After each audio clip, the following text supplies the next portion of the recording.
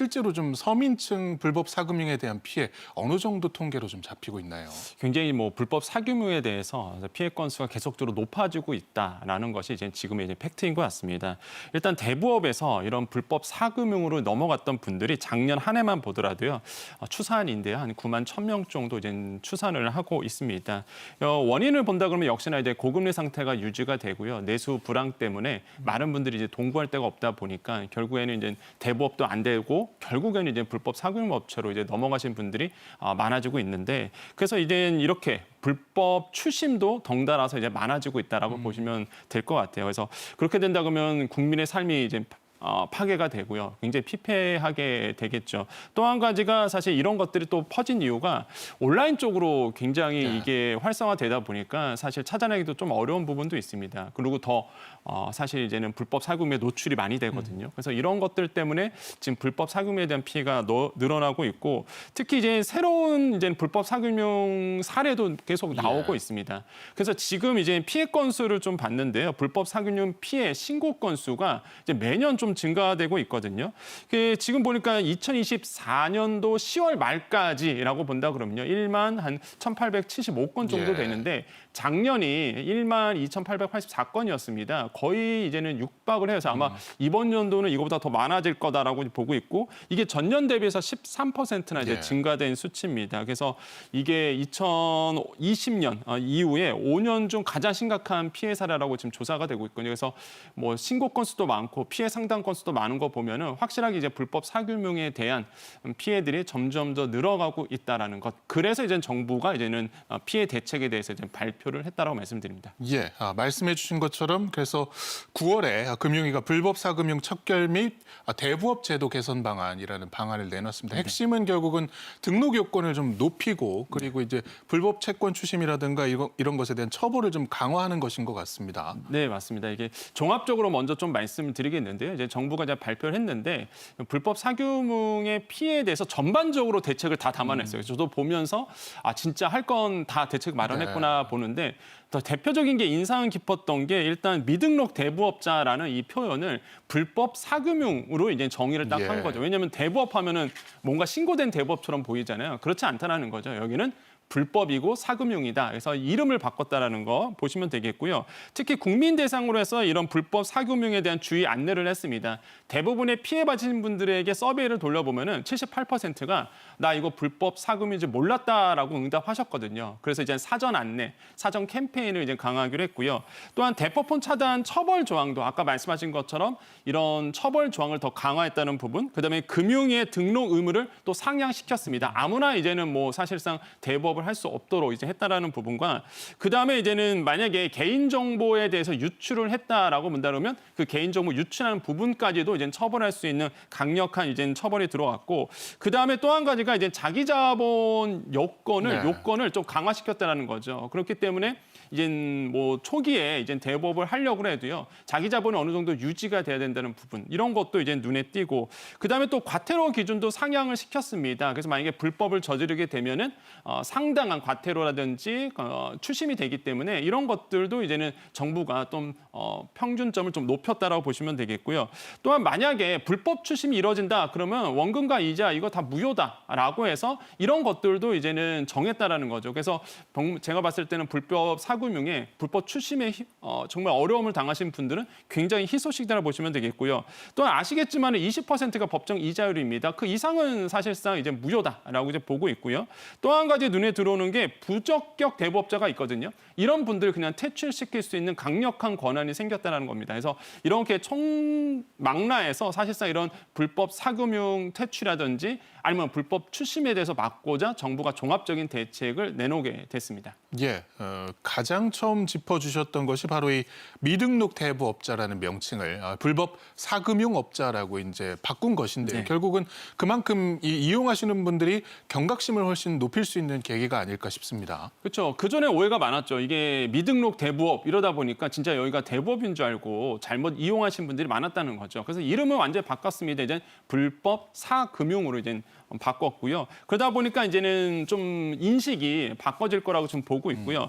또 한 가지 가지가 사전 판별 수단을 좀 제공합니다. 지금 같은 경우에는요. 등록 대부업자인지 아니면 미등록 대부업자인지를 알아볼 수가 좀 없었어요. 물론 예. 사이트가 있긴 있는데 이거 사이트 들어가서 보시는 분들 많이 없었거든요. 그래서 이제는 뭐 고지서 안내를 통해서 좀 안내가 될 수 있도록 우리가 보통 전교금도 내고 고지서가 있잖아요. 거기에 이제는 어떻게 판별할 수 있는지를 이제 사전에 고지할 수 있도록 이런 어떤 시스템도 이제 마련하겠다라는 거죠. 이제 이런 것들을 봤을 때 저는 통합 안내 조회 이런 것도 굉장히 좀 눈에 띈다라고 말씀을 드리겠고요. 그다음에 이제 불법 대부로 활용하고 있는 대포폰들이 있습니다. 이 대포폰 때문에 사실 이제 문제가 생기죠. 잡아내려고 해도 못 잡아내는 부분이 있는데 사전에 그냥 이 대포폰에서 나오는 번호를 차단할 수 있는 기능이 이번에 이제는 새롭게 이제 들어간다는 거죠.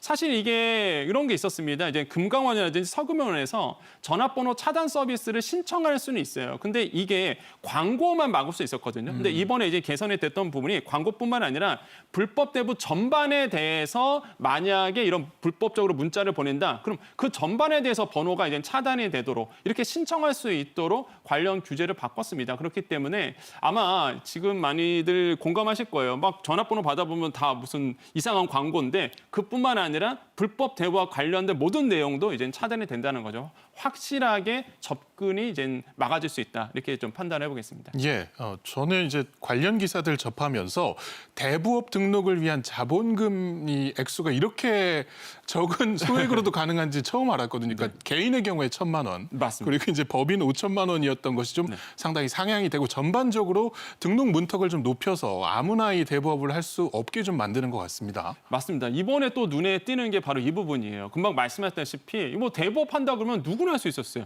말씀하신 것처럼 개인은 1,000만 원이고요. 법인은 5천만 원이었습니다. 그다음에 금융위에 등록하는 거는 이제 3억 원 이상이었는데 사실 이게 굉장히 커트라인이 낮은 거예요. 그러다 보니까 뭐 대부업 하고 싶다 하신 분들은 누구나 지자체에 신고해갖고 1,000만 원만 네. 자비전공 있고 만들어버렸거든요. 그러다 보니까 불법 추심도 많아질 수밖에 없죠. 그래서 개선 방안으로 이걸 바꿨습니다. 개인 1,000만 원에서 이제 자기 자본 1억 원으로 바꿨고요. 법인 5천만 원에서 3억 원으로 바꿨습니다. 그렇기 때문에 자기 자본 기준이 있기 때문에 사실상 좀 들어오는 어떤 허들이 마련된 거죠. 그래서 아무나 할 수 없도록 네. 이렇게 이제 규제가 되어 볼 수 있겠고 그다음에 과거에 이런 사례도 많았어요. 대여를 해주는 사례도 많았거든요. 그러니까 대부업 등록증을 다른 사람한테 대여를 해갖고 그걸 활용할 수 있도록 했는데 이거 이제 안 됩니다. 그래서 대여를 만약에 하게 된다, 양수양도 이런 걸 이제 금지한다는 거죠. 이런 것도 이제 눈에 띄게 되고 그다음에 겸직 금지 의무가 됐습니다. 이게 뭐냐 그러면 하나의 대부업을 하나 차린 다음에 소규모 대부업을 한 사람이 여러 개를 차려갖고요. 불법적으로 운용하는 케이스가 많았어요, 현행이.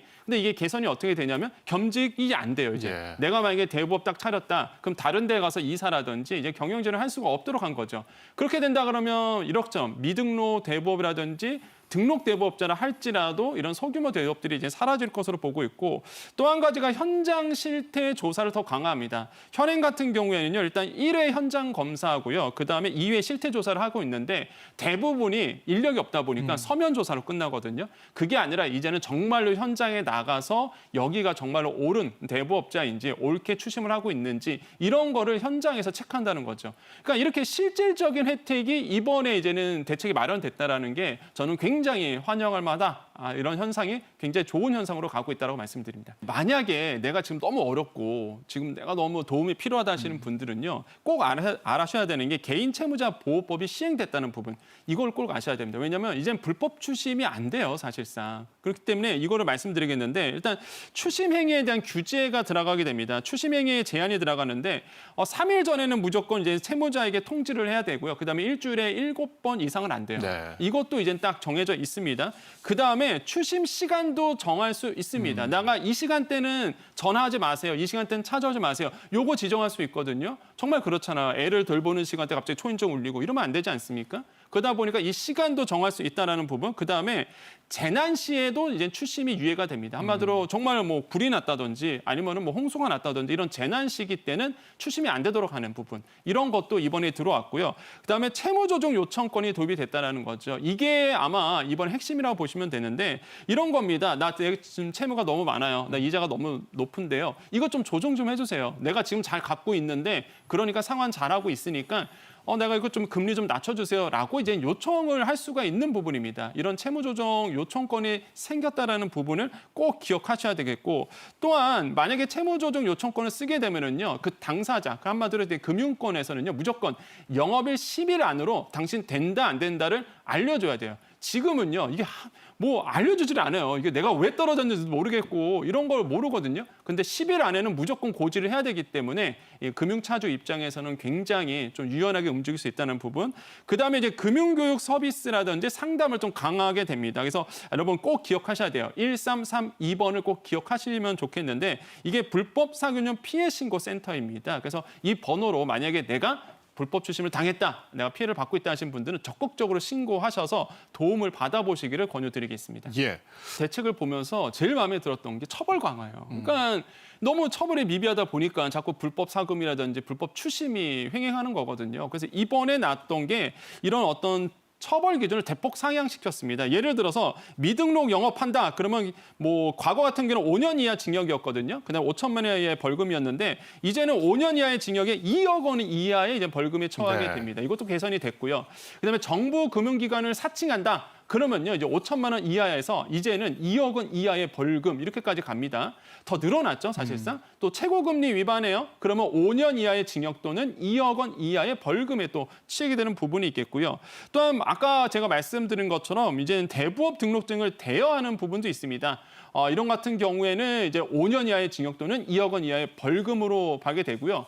과거 같은 경우에는요 등록증 대여자만 처벌했었습니다. 이제는 매매자까지도 다 뭐 대여를 한 사람이나 준 사람이나 다 똑같아요. 다 처벌이 된다는 거 기억하셔야 되겠고 불법 목적의 개인정보 불법 판매하시는 분들이 있어요. 이거 유통하시는 분들이 있는데 과거에는요 이게 현행 같은 경우는 없었어요. 처벌 조항이. 그런데 이제 개선점은 뭐냐 그러면 이런 처벌 조항이 생겼습니다. 5년 이하의 징역 또는 2억 원 이하의 벌금이 되기 때문에 이런 거는 꼭 주의하시고요. 제가 봤을 때는 처벌 조항이 강화된 부분은 정말 환영할 만하다라고 평가를 해드립니다. 예. 그리고 일부 좀 돈이 많이 급하신 분들 계약을 할 때 돈을 못 갚으면은 뭐 이제 성착취를 허용을 한달지 또는 뭐 장기를 또 팔아서 돈을 갚겠다 또 뭐 인신매매를 허용하겠다 뭐 이런 식으로 좀 상당히 불법적인 내용들의 계약을 하는 경우가 있습니다. 이걸 아예 이제 원천적으로 무효화하는 방안도 추진이 된다고요. 그렇습니다. 이 정보가 굉장히 중요해요. 사실 왜 그러냐면 어떤 부분이냐면 반사회적인 불법 추심이 있습니다. 금방 말씀하신 것처럼